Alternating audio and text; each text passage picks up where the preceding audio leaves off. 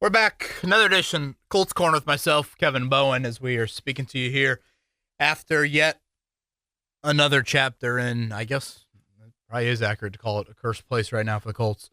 That would be Jacksonville. The Colts lose 36-19, and the questions now have become a lot more abundant, and I would argue a lot more difficult to answer here, not only in the short term, but also the long term. We'll get into all that on today's podcast. Eddie Garrison, how you doing?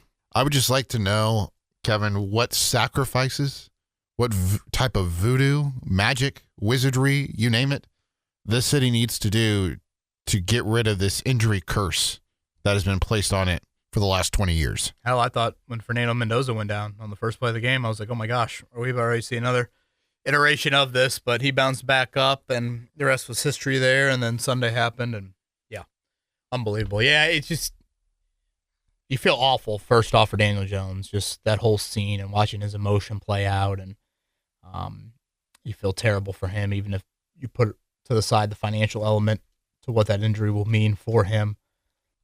But also in the here and now, I know that game was not off to a great start by any means, and maybe you would have lost that game, but now you're really, really behind the eight ball in terms of what it's going to look like for the rest of this season. And, you know, we were talking about maybe being the 1 seed and, you know, a path through Lucas Oil Stadium, and now you wake up today and you're actually outside of the playoff picture with how the Houston Texans won last night in Kansas City. So a ton to get to on the pod. Eddie, let's just start kind of overall thoughts.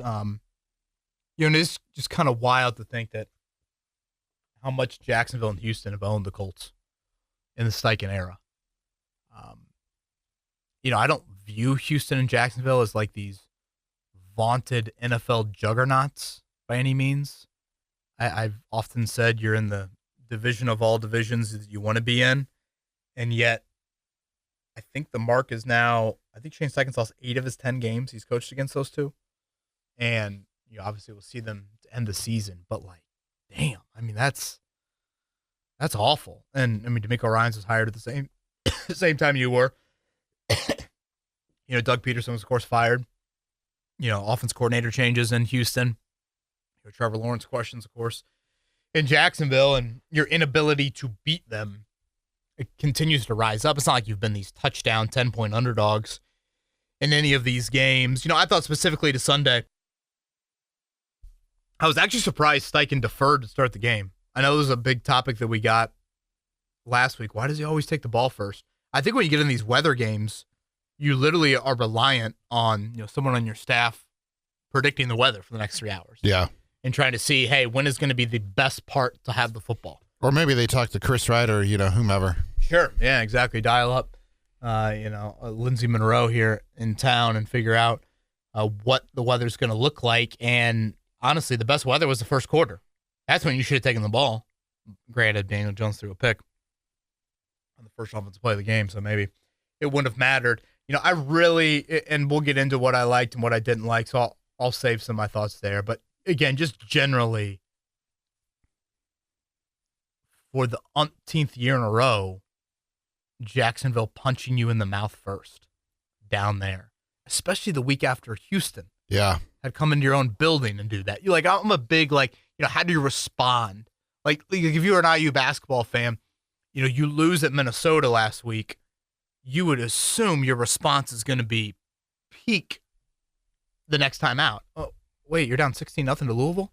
Like that, I think is what's frustrating. Of like, yeah, losses happen. But again, the snowballing, the avalanche of it. Now it's 4 or 5 losses. Now we're back into this December conversation of Chris Ballard, 12 months ago saying, we don't have enough tough guys. Mm-hmm. We don't win the games that matter when the season's on the line. Well, Houston, Jacksonville is about as big as you're going to get these last 2 weeks. And Houston was a back and forth game, could have gone either way. Yesterday was not that at all. So plenty to get to. I know Twitter questions. We'll cover a lot. So unless you got anything else to add, Eddie, briefly, I will mention kind of playoff wise, if you are clinging to hope, because what is there to tank for? NFL or CFP? Which one are we talking here? Am I allowed to rant? We'll get to that later. Okay. If you are clinging to playoff hopes, which, again, weirdly, like some Pacers fans want them to tank right now, and Eddie, where would they be? Top 5 pick. Right. If you're a Colt fan, you're tanking for what? Drafting 47 instead of 52? Yeah. It's just kind of weird without the first round pick in either of the next 2 years. So if you do want to see your team in the postseason, you really need the Eagles tonight. I think the Chargers could be your best pathway in. Mm-hmm. They have a very difficult schedule the rest of the way, at Kansas City, at Dallas, home to Houston, and then at Denver, who still could be playing for the 1 seed in the final week of the season. And, of course, you have the head-to-head over the Chargers. So I would point to that right now as, can you get the same record as them? But you know what? I watching the Colts yesterday, are they going to win a game the rest of the year? Right. That's a very real conversation. So I got no more to add, but unless you got anything else, let's just get into what I didn't like. Yeah, I don't, but I know we've got a question just about the team culture, so that's something I'll try to hold off on mentioning here. And in terms of what we didn't like, let's start with the start of the game before the Daniel Jones injury. Of course, the Colts, they defer, they get the stop right out of the gate on defense, something that has not been, apparent the last couple of weeks. The defense getting quick 3-and-outs or getting quick stops and setting the offense up for success with field position. And then Daniel Jones throws a pick on the very first play. Yeah, I just hated the start, and then the complimentary off of that. Then Brian Thomas Jr., you get Jacksonville behind the chains. He hits that, shot in the zone, and I just felt like it was on from there. I felt like it was back to being Trevor Lawrence is in a groove like none other, and he's having another career game against you, and you set the tone with that early INT. Again, your defense, like you said, Eddie, had forced the tackle for loss by buying them, and Nick Cross makes a nice play to get, I forget who it was, I think it was Myers. Yeah, it was Jacoby Myers, preventing him from getting both feet get him out of bounds, yeah. and then you just give it right back. And, let's go back to the interception. There's nothing exotic from Devin Lloyd on that play. It's a script you've run all week long. It's your first play of the game, and boom, you throw that pick. Now, you did respond nicely, but even from then, Jacksonville goes up 14-7 before Jones, exits there. So I just didn't love the start, the punch thrown. I think it's okay to even nitpick, not taking the ball to start, given the weather. Mm-hmm. I think that was kind of your opportunity to maybe try to possess it a little bit more when the weather's good. Because, once that rain starts falling, man, anything goes. Yeah. Anything goes. You saw, you probably saw 3 to 4 interceptions dropped in that game. Yeah. You saw fumbles from both running backs. The quirkiness of that onside kick was kind of weird. All of it can and did unfold where, can you position yourself the best when the weather there? So, yeah, that was the first thing. I just did not like the start. Considering where you were playing, the magnitude of the game, all of it, even pre-Daniel Jones injury, I didn't like where that game was heading either. Now let's get into the injury itself. It was very awkward, the whole the play that on it happened, Kevin, because I'm watching what did he do? There's nothing that looked abnormal, and then you just see him go down, and he gets up, and it's very apparent that he's got some sort of lower leg injury that's preventing him from walking off the field. And then you see him kind of take a seat to the turf and start grabbing at the back of that heel, and you're like, oh boy, here we go again. Yeah, and just again, watching his emotion. Yeah. Just I didn't think that was the most telling thing of it all. Yeah. And so now it brings up all the questions. First off, Riley Leonard for the final 4 games. If this happens a month or 2 ago, Eddie, are you entering the Joe Flacco sweepstakes? Are you, is there another quarterback route? I say this in all seriousness. Is it more of a Jameis Winston thing? I've long said this about Riley Leonard. I thought Riley was fine yesterday. I didn't think it was, Jacksonville dropped multiple interceptions. Yeah. But I didn't think, thrust into duty, I thought he was fine. But he's not built to win NFL games right now, especially from the pocket. And so, there are some time constraints in regards to this injury in early December of okay, what exactly can you do? Brett Rippon hasn't thrown a pass since 2023. Mm-hmm. He's been with you for 2 months. So I assume it is Leonard going forward here. Anthony Richardson, as I've said on this podcast now for the last several weeks, I've never got the impression that he is returning anytime soon. Right. I think this is a very serious human injury not football injury, human Yeah. injury of gaining full vision back. Again, he was doing we did have an update that we talked about on the Wednesday pod. He is doing some weight room work. But again, I never felt like, oh yeah, circle this date on the calendar, circle that date with him. So I guess that kind of answers all the 2025 questions. And now, Eddie, do you give Daniel Jones a contract? Can I answer that real quick? Well, let's go over all the questions. Okay. Do you give him a contract? What does the contract look like? Who's your quarterback for 2026? What's your plan at that position? Do you go do you bring Daniel Jones back and go try and sign a free agent? Do you give the keys to Anthony Richardson? If Riley Leonard shows you something over the final 4 weeks, does he deserve a look at being the starter for 2026? Is Shane Steichen back? Is Chris Ballard back? If you move on from them, what are you handing the new GM to say, here, this is what you can shop with? Because right now you can't shop with 2 first-round picks. Are you letting him move pieces? Right. How many pieces? Is Taylor on the trade block? Is Buckner on the trade block? I mean, how far are you going? All of these questions, all of them, have to be asked. And Eddie, I would argue none of them are met with very easy answers right now. Right. Or obvious or clear answers. And this has come from someone who I said that Chris Ballard and Gus Bradley should have been fired at the end of last season. But yet I sit here right now, do I think Ballard has necessarily deserved the right to be back? No. But I also am like, well, I mean, he did kind of change his ways. And I think that is necessary. And is it the best situation to give a new GM this type of ammo to go rebuild with? But then again, I'm like, wait a minute.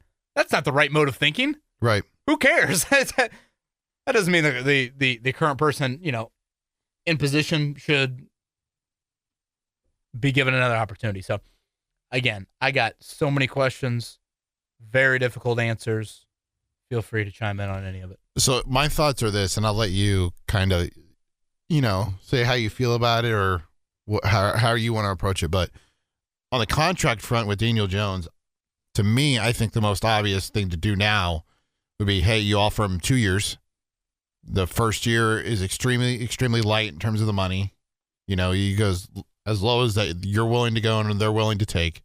Let him rehab. He'll probably start on PUP. As we record this too at 10 o'clock on Monday morning, we don't know the full extent of the injury in terms of the damage, if it's totally torn, a partial tear, whatever the case may be. But I say you do a 2-year deal. You let him come back. If he feels ready, he'll start on PUP of the year, miss whatever, the first 4 to 6 weeks. You start ramping him back up.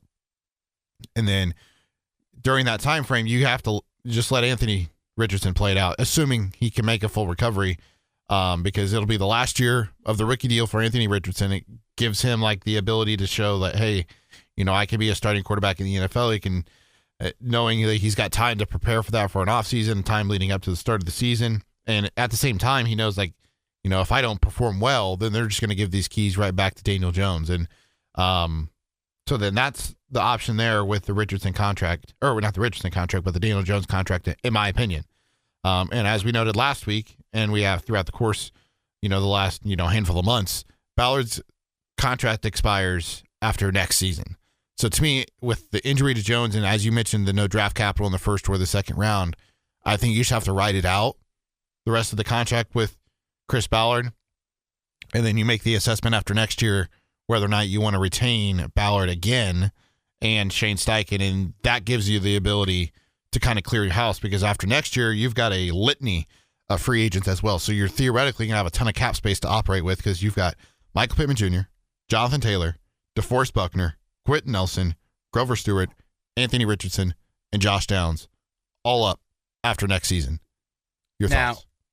On those guys, several of them, a lot of guaranteed money is done right now. I will say this, and if you don't feel comfortable with, Riley Leonard or Anthony Richardson starting, and there is the understanding based off how the first, month and a half went, that if your quarterback is competent enough, doesn't turn the ball over, makes good decisions, this team is capable of winning games. So does that entice you to go out and get a guy like Mac Jones, or does it entice you to go out and get somebody else that could be available on the market? Yeah, again, to me, that just keeps you in quarterback purgatory, but I realize that might be your only options right now here in the immediacy of all of it. By the way, Philip Rivers, happy 44th birthday to him. You giving him a call for the final 4 weeks? Probably not. You laugh. Didn't Philip say they explored that a few years ago?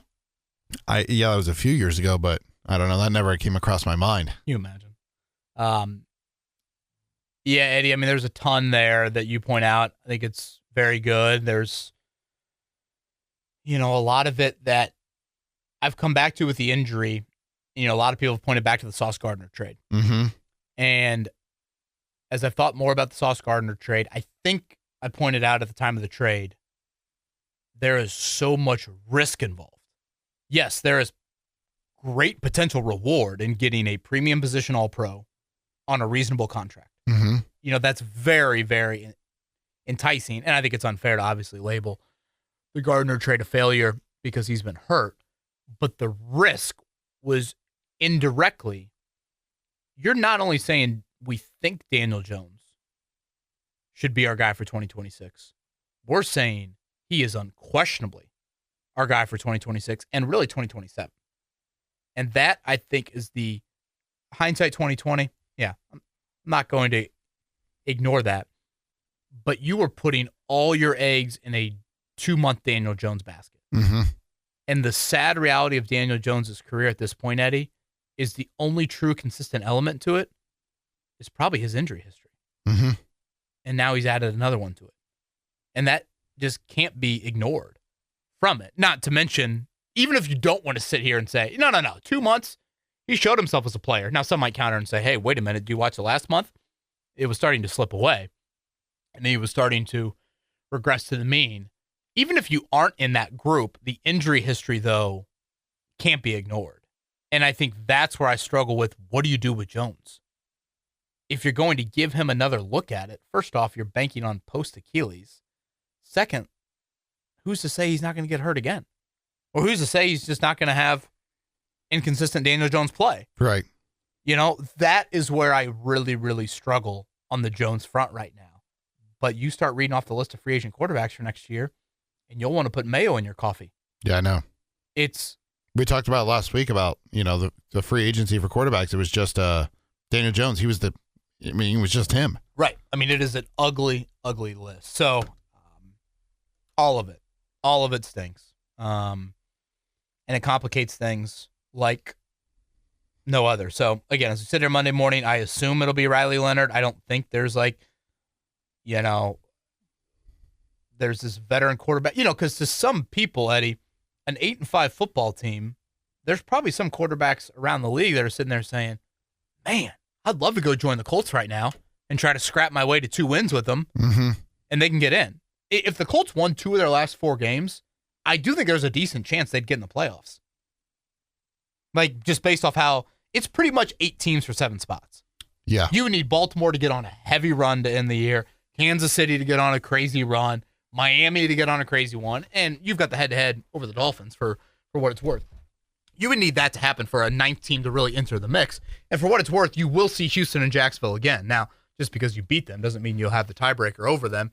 It's going to come down to divisional record, and I think you almost have to win both over Jacksonville and Houston to potentially win the tiebreaker on them. I'd still have to look a little bit closer into all that. But, that's just where you're at right now. So, yeah, all of it stings. And the injury itself. And, who knows? Is he overcompensating it with the calf? Yeah, I'm not smart enough to realize that. Yeah. You mentioned all of it stinking. Something else that has stunk, especially in the last 5 games, is the Colts pass rush. Not a single sack, not a single quarterback hit yesterday on Trevor Lawrence. Awful. I've said this before, Eddie, but I'll repeat it again. I think it's the biggest, fairest gripe in the Ballard era.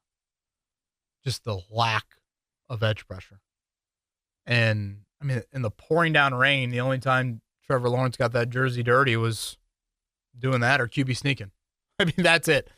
That's it. And 31 pass attempts. I think Nick Mullins had a pass attempt when he got in there.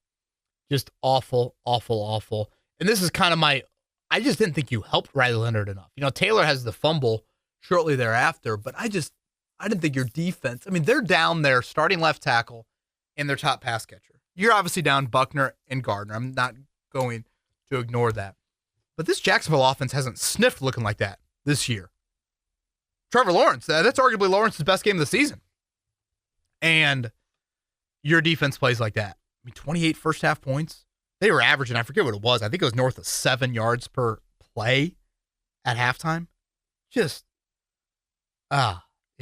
an awful, awful defensive effort there. There's no ways around it. Brian Thomas Jr. hasn't really looked like that. I know he made some pretty good, catches that he deserves credit for, especially in that weather. But, as soon as he caught that first seam ball in the zone there after the Daniel Jones INT, it just felt, I don't know if you felt it, Eddie, but I just felt, here we go. Here we go. Lawrence is going to settle in. He's going to have a great day. And then, boom, the rest of it's going to unfold in the manner that it did. So, yeah.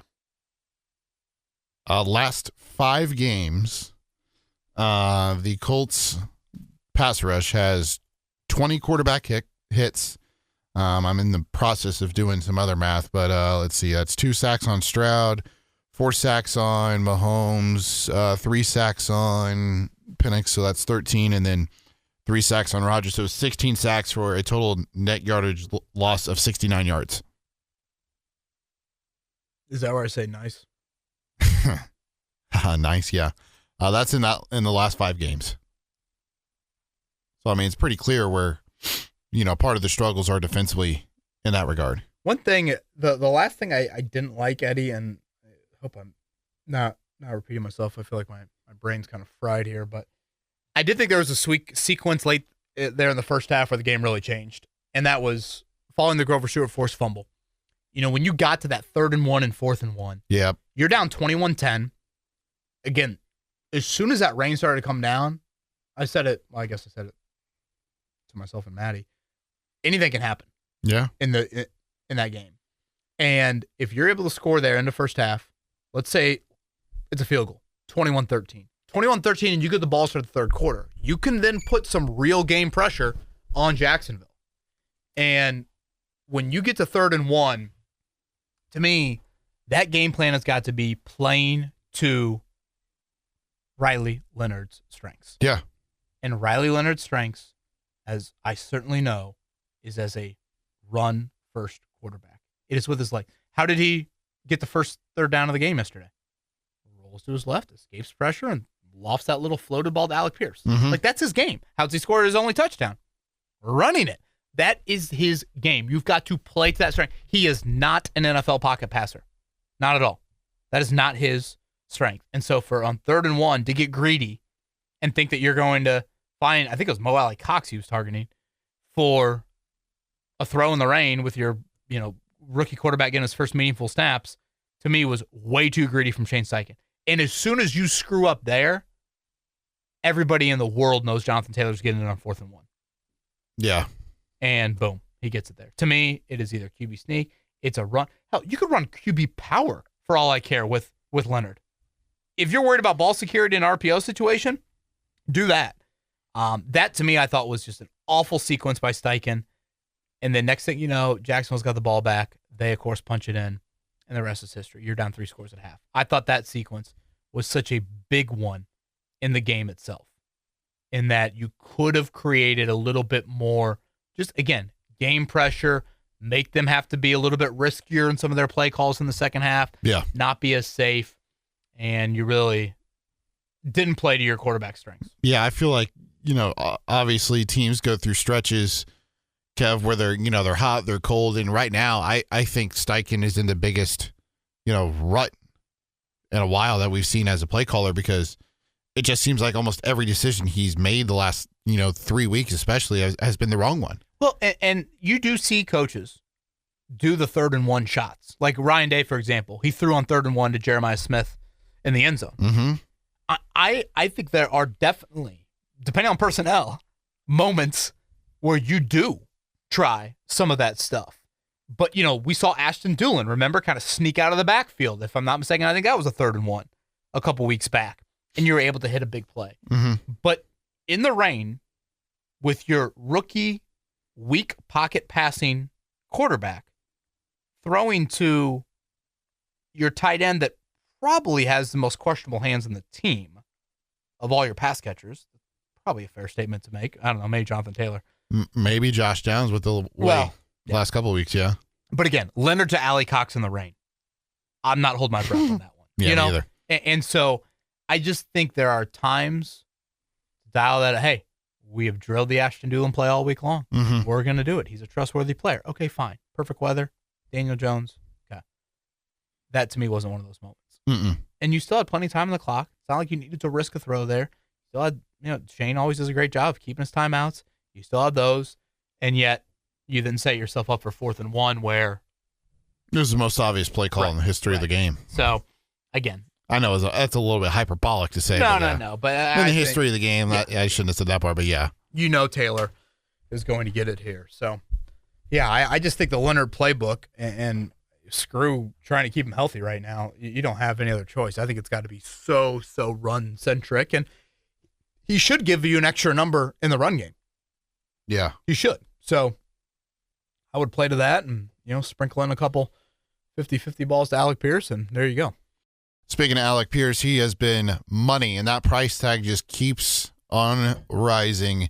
Yesterday against Jacksonville, 5 for 80 yards. He is what you liked out of the game yesterday, KB, and in 11 games this year, he has topped 68 receiving yards or more in 8 of them. And outside of that Kansas City game, he has been over 75 in 4 of the last 5 games. When you talk about people that helped out Riley Leonard yesterday, I can't go with hardly anyone on the Colts defense. I can't go with Jonathan Taylor for the fumble. Definitely not the Colts run game, 3.5 a carry. I do think Pierce and Pittman deserve mention, though. Yeah. I'll say Pittman as well. I thought those two did a nice job in the rain, pretty consistent catching the ball, and, both, I think, helped him out. Part of me thought that Pierce was a touchdown. I didn't love the OPI on Pittman. I mean, you could... when you get the single arm extend right there in front of the ref. That was really soft. Yeah, I think I agree on that. It seems like as of lately, because even you go back to the Dallas game against Detroit on Thursday night, there was another questionable OPI. It seems like that might be a midseason point of emphasis thing. Really? We're seeing a lot more OPIs lately. Yeah. But all in all, I thought Pierce and Pittman, really nice job. We'll await clarity on the Pierce injury situation. He spoke to the media afterwards. Colts made it clear he was not concussion protocol. I know Ian Eagle said that on the broadcast, so we'll await exactly what his status is. Braden Smith was, so Jalen Travis, the rookie out of Iowa State, played at right tackle there. We'll see. Eddie would only be the second time all year that the O-line hasn't been intact if Jalen Travis needed to start in Seattle coming up on Sunday. But, yeah, definitely want to mention Pierce and I think Pittman as well. I think they are not a lot that I liked really from the game, of course, but I think those two deserve it. So on the season, in 11 games, Pierce has 38 catches for 769 yards. That's 20.2 per catch. He needs to average 58 yards, let's call it that, the final 4 games in order to eclipse 1,000 yards for the first time in his career. I feel like you should do that, even with Leonard.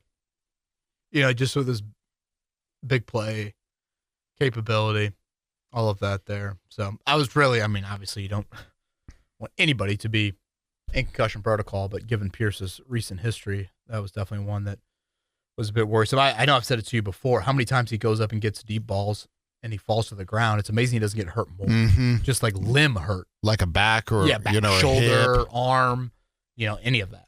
Yeah. Are you ready for Twitter questions, KB? Let's do it. Mentioned earlier in the pod that when can I rant about the college football playoff? Well, we gotta see what we have time. We'll have to be after Twitter questions, but mentioned earlier about the culture of the team, and that is where we start with Isaac. Says the Colts have a mediocre culture. How do the Colts change that? Why is Jacksonville such an issue?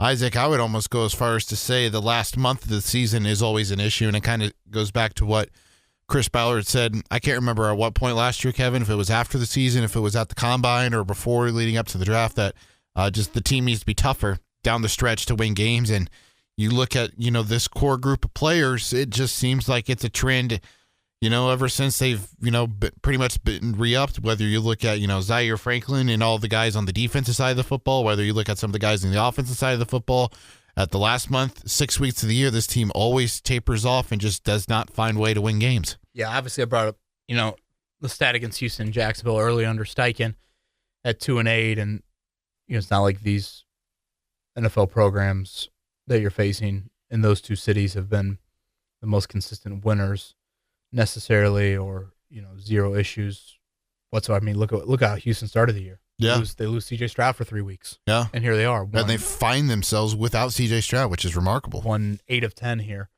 and currently in the playoffs. I think it's probably my biggest issue with Steichen is, and I get this is a little gray area, and maybe it's unfair of me, but I do think as the head coach, pulse of the team, getting your team ready for these games, I think it's a very fair criticism that says he has not met the moment as a head coach. I honestly think his play calling largely is good. I know there are some people that disagree with that. I definitely think there are moments where he struggles in that area. But I think play calling, offensive play calling, is one of the hardest jobs in the NFL. And it, to me, would take up, and does take up, so much of Shane's time during a week that the CEO element is gone, or is strained, I should say. You aren't allowed to commit as much time to the full 53-man overview that you have to have as a head coach as well. It's just a ton on your plate. And again, some coaches obviously pull it off. Other coaches decide to defer to other people in those roles. And when these games have shown up on the schedule, because yes, Jacksonville and Houston week 17 and 18 could be big games. But before those are big games, week 13 and 14 were the biggest ones with Houston and Jacksonville. And yet they are not able to get there. So, we have a mediocre culture. How do you change that? I mean, they obviously have tried to tweak some of the personnel. Was tweaked the most, but again, you're largely talking about the same core. But if you're going to change the culture, then you've got to strip it down. Yeah, because, that starts at the top. Right. And then falls down from there. Right. Tyler is next. Where do you realistically see the organization going in 2026? Injuries to key players squashed hope, but this regime has proven time and time again that they can't win against legit teams and still don't have a long-term answer at both quarterback and edge rusher. I can't take another year of Chris Ballard and Shane Steichen being in charge. Yeah, Tyler, it's a really fair question. I think it's a hard question. And I don't think the answer is that easy. And again, it's coming from someone that I probably have been the most skeptical of Chris Ballard of maybe anybody in our little Colts media bubble. But you created a whole different situation. Some might say problem is the word they would use. But when you said yes to the Sauce Gardner trade, you created a whole different situation as a franchise. You not only said you're pushing chips into the middle of the table, you not only were trying to acquire an all-pro player at a premium position. Again, there are a lot of positives to obviously trying to make a trade of that magnitude, but you also said Daniel Jones, Chris Ballard, Shane Steichen, we believe. We believe in you wholeheartedly. Even if the resume doesn't necessarily say we should. Yeah. We do. So when you make that trade, you're sending messages to the pillar. I've always talked about the pillars of a franchise: quarterback, head coach, and GM. Mm-hmm. You sent a message indirectly, but very emphatically to those three people. Yeah. That we believe in you. Mm-hmm. And now what do you do? Yeah. So is the window still there? Is it, it just, so much of it now is met with murkiness, unknown, and how to properly move on from it. again, I go back to what I said earlier. I'm very torn on the aspect of just because you might not be keeping the cupboard well stocked for the next GM doesn't mean that the current GM deserves another year. Yeah.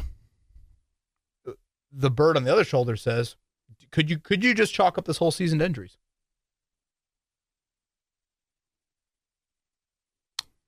Yeah, but you look at San Francisco. Right. I mean, you don't have George Kittle, Juwan Jennings, Ricky Pearsall. Houston, they've lost their quarterback for 3 weeks. Ayuk, Bosa. Yeah. I mean, you're going to Purdy. look at, yeah, it just, and again, this gets into, I think, a debate maybe, Eddie, we had last week. I even think it goes back to, Isaac's question at the start, just the culture of the team. Yeah. I think a debate we had a little bit last week, I think it was last week, does 2 months of good football outweigh 8 years on a resume? Right. Now, did the Chris Ballard that walked into Jim Irsay's office in 2017, is that now a new one that walked in 2025? Yeah. Of, hey, I'm going to spend in free agency. Hey, I'm going to trade some. I'm going to try to do some aggressive things. So all of this is very, very difficult. And if Carly Ursay-Gordon got in this mindset over the last month and a half of, I'm not going to be doing a GM search. I'm not going to be looking into a head coach situation. And now, in one moment, does she want to restart all that? Yeah. Not that you'd be behind the 8 ball necessarily, but a lot goes into that. Yeah. Now, granted, I'd like to think over the course of the offseason, that's part of the due diligence you have to do as an owner, especially with Ballard and Steichen's resumes. And again, those two individually, should they be tied at the hip or not? I've always said I believe the GM and the head coach should be. But if you literally said to me, and Eddie, we do those pods in January and February every year. We do a pod specifically to evaluate Chris Ballard, or the Colts GM, I should say. And we do a pod to evaluate the Colts head coach. Yep. Because I do think they should be evaluated individually. Now, again, as an organization, you've got to make a decision that's healthiest for the entire operation. But if you strictly gave out a letter grade, how has Chris Ballard performed in his Colts tenure, and gave out a letter grade, how has Shane Steichen performed in his Colts tenure? I do not think their letter grades are the same. Yeah. So, Tyler, right now, where do you see the Colts realistically going in 2026? I'm sorry, brother, but I have no clue. I guess you would run it back and see Ballard out through this end of the contract like you mentioned earlier, Eddie. I don't know, man. Yeah. And I say that with the amount of dejection in my voice that it sounds like. Yeah. I think for the most part, I always either try or do have answers. Again, they're not always the right answers, but you guys ask the questions. I want to make sure that I'm not just, you ask them, Eddie, and then I just sit here and, twiddle my thumbs for 5 minutes. But these are met with some very difficult realities of where you're at as a franchise. Yeah, I mean, this is all from the football operations aspect too, Kevin. There's a whole other side of the Colts organization in terms of the business operations and all that stuff that we don't know how that's going right now. We don't know how that transition is going just because there's a lot of legalities that have to happen, by a certain time with, unfortunately, the passing of Jim and the passing of the ownership to the 3 daughters, that there could be other things behind closed doors that we aren't privy to that are more, on top of mind for the 3 Irsay daughters. Yeah, that is something that I know people have asked me about. It's important to probably bring up. I just don't know if we have a lot of detail on it, though. Exactly. That's what I was more so just bringing it up. Hey, this is also something, type deal. 2 questions left. Jay says this feels like a funeral on a season that started out 7-1. I don't know how many NFL teams that have started 7-1 and not made the playoffs. Do Shane Steichen and Chris Ballard make it to next season with new ownership? Worst feeling I've ever had as a Colts fan because I waited to believed in the team that I saw the vision. This regression is just demoralizing. Thanks, Kevin. And I think that's a really good point made by JKB just because of the fact that, oftentimes if you do see a team in this situation where they start out, 7-1, 7-2 or whatever the case may be, and miss out the playoffs, there's usually change. Well, there's usually change, and I'd argue there's usually light at the end of the tunnel. Yeah. And the light is usually a draft pick. Yeah. And I think that's what stings as well about this. Because I get that there's a large chunk of sports fans and professional sports, they love the draft. They love the building of it. And the fact that, again, the Pacers have that carrot at the end of the season. Yeah. And the Colts don't. And they don't have it next year either. So I think that is what makes this so sour.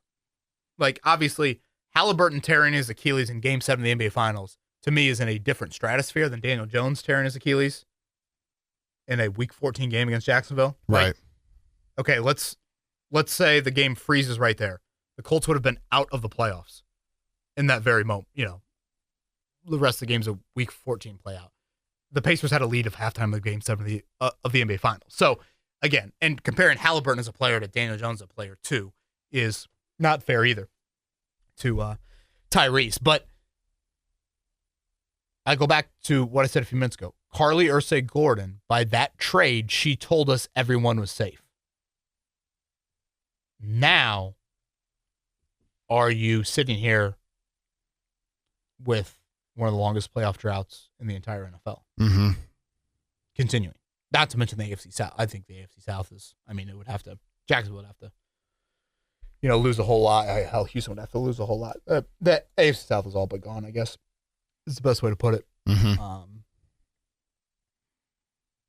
And again, so much of it comes, these little segments, we talk like, should the final month, we said on last week's pod, December is going to be the biggest month this franchise has had in years. Like, should it matter to that degree? It just seems like such a small sample size to all of a sudden put that much weight to it. But here you are. So, how does Carly view it? I think one of the things that would really bother me is what Houston and Jacksonville have done to Indy over the last 3 years. That would really bother me. Because I don't, especially Jacksonville, just don't view them as like big brother. Mm-hmm. They've been that to you. That would be hard to, I know we see that a lot like in college sports when the rival bests you, it's hard to overcome that for a coach. I guess those are the closest things to the Colts rival, really. When you look at it from that standpoint. And you look at it from this standpoint, too, like just like next year, Kev, they'll be playing a third-place schedule, assuming things go the way that we anticipate them to. So you're looking at Miami, you're looking at Cincinnati, you're looking at Kansas City, Washington, or New York, Detroit, Chicago, Green Bay, depending on how that, plays out in the NFC North, Atlanta, and then, one of San Francisco, Los Angeles, or Seattle potentially next year on the schedule as well. And two, also with Carly, like, is there any part of her that is open-minded to the stripped-down rebuild? I would say this in several businesses, not just professional sports, but sometimes in a business, Eddie, when you see someone take over that's new, they want to come in there and put their fingerprints aggressively on it and want to strip it down. Now, again, the move for Gardner would indicate no, but is that appealing at all to her? Of, hey, I'm going to be new. Let's, ride in here with whatever, new GM, new head coach, and keep on going. Final question is from Trent. Give one reason to keep believing in this team this year, next year, at all. It's hard to keep coming back to this team that seems to disappoint year after year. Talk me off the ledge or push me. I don't know. Yeah, I would say, honestly, the best part, well, first off, the NFL is wild. Let me start there. And 4 weeks is a long time. Yeah. Look at the last 4 weeks for the Colts. Were they the 1 seed 4 weeks ago, Eddie? They had to be close to it. They've gone from 1 seed to 8 in 4 weeks. So I would start there. I think I pointed out to kind of lead off the show. You could look at the playoff standings right now and say it's probably 8 for 7 spots. And if you look at the Chargers schedule, it's really difficult the rest of the way. And you do face Jacksonville and Houston still. Yeah. So, you do get another crack at them. Can Jonathan Taylor get back to being Jonathan Taylor? Do you get Buckner and Gardner back? I don't think Gardner's back Sunday. I don't I don't think Buckner's far off, but I don't get the vibe that Sunday's a slam dunk either. Right. He is eligible. Does this change with Buckner? Do you bring him back? Oh, boy. Gosh. You want to talk about all the questions that I've thought about over the last 24 hours? I hadn't even pondered that one. I mean, hell, do you bring back Sauce? If you go loss? You know? I would say you would have to bring him back, right? Just because of the fact that he's not on injured reserve? Right, but do you risk, are you in the calf could turn into an Achilles thing? Right. I mean, I hate to even say that, but like. I mean, it looks like they handled things well with Kenny Moore's calf injury, so. Yeah. So, yeah, I don't know. I say that with like, I live in the 317. Mm-hmm. You live in the 317. When you say calves, you say Achilles, you want to rip your hair out. So, I don't know, man. That's a really good point. So, yeah, I would say, Trent, to give you one reason to keep believing, 4 weeks is a long time. Now, Jonathan Taylor has shown, and if you want to believe in the run game, as much as teams might cheat up a safety, like part of the appeal of obviously Anthony Richardson next to Jonathan Taylor is you've got an extra number in the run game. I'm not saying Riley Leonard is Anthony Richardson as a runner, but Riley Leonard can definitely run. Mm-hmm. And he's a very willing runner. Mm-hmm. That man will put his body on the line. So can you tap into some of that? And then defensively, Buckner, Gardner. For Seattle and San Francisco, I'd have to look at it a little closer, Eddie. I know they are still in the hunt for the 1 seed. Yep. In the NFC West title. If I'm not mistaken, I believe Seattle has the Rams on Thursday night after this game. Now, there's still 4 weeks left, so I think at that point, all the games matter. But, if you are I don't know how Seattle's numbers work. I'd assume the Rams game matters much more than the Colts game. You are correct. They do have the Rams after the Colts on Thursday Night Football. But again, they're 10-3, and the Rams are 10-3, and San Francisco's 9-4. They're all so jumbled together. All of it probably matters a whole lot. But, is that anything that happens? I want to say San Francisco has Tennessee this week, somebody like that, as they return from their bye week. So you are on it. Yeah. Tennessee at home. And then it's the Colts on a short week with Jacksonville. So, yeah, Trent, again, can you get Taylor going? The NFL's wild. Does Pierce make a couple plays? I don't know. Talk me off the ledge or push me. I don't know. Kevin, you've got 2 minutes for your rant. Go. I'm afraid of heights, brother. 2 minutes for my rant. Yep. Do you think Notre Dame should have been in? Yes. You do? Really? Yes. I also think Miami should have been in. Oh. So Bama out. Yep. Okay. If it wasn't apparent before, it was clearly apparent yesterday with those rankings. Because if you look at just since the new format, every team that has been ranked, no matter where they've been in the rankings, that has played in a conference championship game and they lose, fell a spot or multiple spots. Right. And Bama is the exception. And they lost by 21 or whatever it was, 28. BYU loses to Texas Tech again, and they fall a spot. Obviously, Ohio State's going to fall a spot because they lose to Indiana. But you get what I'm saying. SMU last year. Yeah, I think you got to go back 11 years of history of the CFP. Every team that's lost on championship weekend has dropped. Yep. My question would be, why is BYU dropping but Alabama's not? That's the question, yes. If you watch the game, I thought both teams got handled. You could make a case BYU was more competitive than Alabama. Alabama had negative rushing yards. Yep. In the game. So, okay, let me start here. I'll repeat what I said last week about when you're 10-2, you're not bulletproof. I want to see college football teams schedule big-time games early in the season. I think it's important for the sport. The problem is when you then punish these teams in the magnitude that you do, Texas, for example, a bit punished with the Ohio State game. Why are these teams going to schedule them early in the season? Yeah.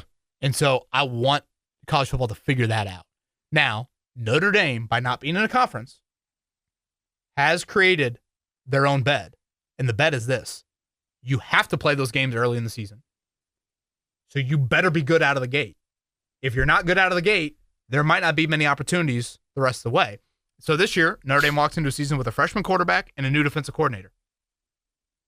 And the committee said, we don't care about that. Mm-hmm. You lost by 4 points to Miami and Texas A&M. Collectively, yeah. Right. And we're going to weigh that and hold that against you a whole lot as the rest of the season plays out. And if I remember correctly, Kev, weren't they also dealing with injuries in week 1? Like, didn't they have like 3 starters out or something? Couple defensive backs. Yeah, Leonard Moore, I think, missed a little time early in the season, but I don't think I can play that card. I would trust me. I'm open to any and all cards to play, but I don't think I can play that. Okay, the goal for the committee is what? Get the best 12 teams in the CFP. Thank you. And maybe not 12, maybe like the best 10 because you have a group of 5 and all that. And that's another conversation. Right, that's another element. I don't really want to get into all that. Do I think we should have 2 Cinderellas? I don't. Am I fine with 1 Cinderella? I am. The ACC, just to go on a quick rant, they need to figure out their conference tie-breaking standpoint to where Miami should have been in their conference championship game. Mm-hmm. Our conferences have gotten too big because they don't play the same schedules within the conference. Mm-hmm. It needs to go to, Alabama, they got in because they were the highest ranked team out of like schedule and strength of record or something. 5-way tiebreaker is why they got into the SEC title game. If the ACC would have had that, Miami then's in the game. If Miami wins, now you have Miami, Notre Dame, and Alabama all in. Yep. And no James Madison. And we don't have this issue. Having said all that, I've got gripes with Alabama and with Miami. If you look at it over the last 2 weeks, Notre Dame was ranked above Alabama. Mm-hmm. Okay, let's look at the last 2 weeks. Notre Dame played 1 game. They beat Stanford by 30 on the road. Mm-hmm. Alabama. Without their best player for most of that game. Right. Love was definitely banged up. Against Auburn the week prior, Alabama beats a 1-win Auburn team in the SEC by 7 points. Anybody watch that game? Auburn looks god-awful. Mm-hmm. 1 million drops in that game. Their 1 SEC win last year, Auburn was over Arkansas. Notre Dame went to Arkansas this year, beat them by 40, to the point where their athletic director had to fire their head coach the next day. Yep. You know who their athletic director is? The same athletic director that took over the committee chair a month ago. Just here to point that out. Mm-hmm. What does Alabama do then in the SEC title game? Steamrolled. So have we gotten to the points with conference championship games that can only help you, they can't hurt you? Is that it? If there's going to be that reward, to me, there needs to be that risk. Mm-hmm. And I know a lot of people gripe about Notre Dame and not playing a 13th game. Notre Dame's schedule this year was 10 Power 4 teams. Boise in the playoff last year and won 9 games this year? Won the Mountain West? Yeah. And Navy, assuming they beat Army on Saturday, will have won 10 games. Do you really want them to throw Mercer on their schedule? Like, Notre Dame was the only team in the top 14 not to play an FCS opponent. So do you want them to add a 13th game and play, again, Mercer or Sam Houston State or Prairie View A&M or everybody does that. IU played Kennesaw State and Indiana State. And if you look at the strength of schedule going to the playoffs, Notre Dame had a harder strength of schedule than IU. Yeah. As crazy as that sounds. Yeah. Going in to the postseason. I hear all this griping about Notre Dame's schedule, this or that. Another thing that bothered me with the committee chair, he brings up some of Alabama's wins from early in the season of teams that have fallen out of the top 25. Well, okay, did Notre Dame not beat Pittsburgh and they fall out of the top 25? Well, is he talking about Missouri or is he talking about... Did Notre Dame not beat Navy and then fell out of the top 25? Like that, every team can point to that. Mm-hmm. It's like that's just how the nature of the schedule plays out for teams. To me, that doesn't matter at all. And then the Miami gripe. First off, what happened this weekend? Boise State won. Yep. Notre Dame beat Boise State. Yep. That should help Notre Dame. Miami, did they play Duke? No. So I don't know where the help is necessarily with that. And 4 weeks ago, the committee said to us, what? Notre Dame is 8 spots better than Miami. What has happened in the 4 weeks since? This is what Notre Dame has done in the last 4 weeks. They won by 39 over a 9-win team. They went on the road and won by 22 over an ACC team. I'll point out the ACC because that's where Miami resides. Mm-hmm. Notre Dame then beat another ACC team by 63 points. Yeah. And then in their final game of the season, as I mentioned earlier, they went on the road. They beat an ACC team by 29 points. Mm-hmm. So you add up all that, that's 4 wins, 2 over former top 25 teams, as the committee chair likes to say, by an average of 38 points. That's what they did in the 4 weeks. And in that 4 weeks, Miami moved up 9 spots to pass Notre Dame. Like that, to me, doesn't make sense. And that's my biggest gripe with the committee. Make it make sense to me. It does not make sense. Both of them, Miami or Bama. And again, I get the head-to-head. I totally get that. And I'm not here to ignore it. I also don't think it necessarily needs to say it's totally gospel, because I want college football teams to schedule in the manner that they are. In Miami beating Notre Dame by 3 points on August 31st, do I think all of a sudden that should make up for 9 spots in the poll? I don't. I think some of that context should be taken into account. What do you think would happen if those teams played on a neutral field? You look at all these computer metrics, Eddie, of what the spread would be from a Notre Dame standpoint on a neutral field against these teams, and tell me they're not one of the best 5, 7, 8, 9 teams in college football. Yeah, and that stretch for Miami, if you're listening and you were curious, they beat Syracuse. This is after losing to SMU in overtime, 2 weeks after losing at home to Louisville in a game that wasn't as close as the score indicated of 24-21. They beat Syracuse by 28. They beat NC State by 34. At Virginia Tech, they win by 17. At Pittsburgh, they win by 31. Yeah, Miami did. I mean, Miami handled business. And I make mention of that because, Notre Dame, walloped NC State 36-7. Virginia Tech 3-8 or 3-9 on the season, and then Notre Dame walloped Pitt 37-15. Again, my bigger gripes are, why did BYU drop but not Alabama? So are you looking at the fact that, hey, Miami beat Pittsburgh by 7 more points? Yeah, which Miami threw a 40-yard touchdown with like 40 seconds to go in that game to try and, produce some more points there. And I would like to see college football continue to schedule these games early in the season. I think they're important for the sport, but I don't think all of a sudden that should be the biggest punishment. Now, having said that, again, Notre Dame has made this bed when you aren't in a conference. And I don't sit here and say, join a conference with cure all. Tell that to BYU. BYU joined a conference. What did it do for them? Yeah. So to me, that doesn't cure all, but that's neither here nor there. Apologies to the Notre Dame rant. As if you hated Notre Dame enough, there you go. Just add to it with me bitching and moaning and whining. Thank you, Eddie, for making me wait till the end of the podcast. You're welcome. Yeah, you're welcome. We'll be on the lookout for the Daniel Jones update. Yeah, probably the nothing. Worst, Yeah, assume the worst. Probably nothing emergency. We'll just come back on Wednesday previewing Colts and Seahawks. Thank you.